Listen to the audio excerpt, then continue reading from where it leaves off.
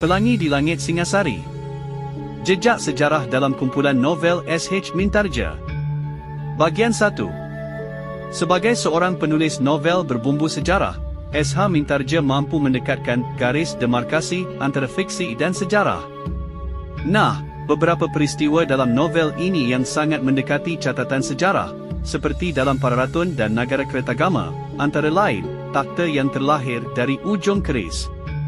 Di bawah langit tumapil yang gerah, sebuah takdir besar sedang ditenun dengan benang-benang darah. Keindahan Ken Dedis, sang nareswari yang konon memancarkan cahaya dari rahimnya, bukanlah inti dari badai yang akan melanda Nusantara. Intinya terletak pada ambisi seorang pemuda yang namanya tak tercatat dalam silsilah raja-raja manapun. Ken Arok, S.H. Mintarja dalam narasi klasiknya tidak hanya menyuguhkan pertempuran fisik, tetapi sebuah simulasi politik yang sangat dingin. Ken Arok bukanlah sekadar pencuri yang beruntung. Ia adalah personifikasi dari rakyat jelata yang muak akan kesombongan kasta. Dalam bayang-bayang hutan lindung, ia merancang sebuah konspirasi yang menyerempet bahaya. Sejarah mencatat bahawa Ken Arok memanfaatkan keresahan para kaum Brahmana yang diperlakukan semena-mena oleh Prabu Kertajaya dari Kediri.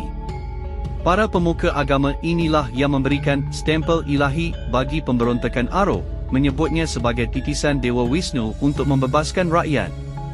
Namun, sebelum ia bisa menyentuh takhta Kediri, ada satu penghalang besar, Tunggul Ametung, sang aku tumapil. Melalui perantara keris buatan Empu Gandring, S.H. Mintarja menggambarkan bagaimana sebuah senjata bisa mengubah garis sejarah sebuah bangsa. Kematian Tunggul Ametung yang misterius di tangan Keboh Ijo, yang sebenarnya hanyalah kambing hitam dari siasat cerdik Arok, menjadi pintu pembuka bagi lahirnya sebuah imperium. Pelangi mulai nampak di Cakrawala Singasari, namun warnanya bukanlah merah yang indah, melainkan merah darah yang mengering.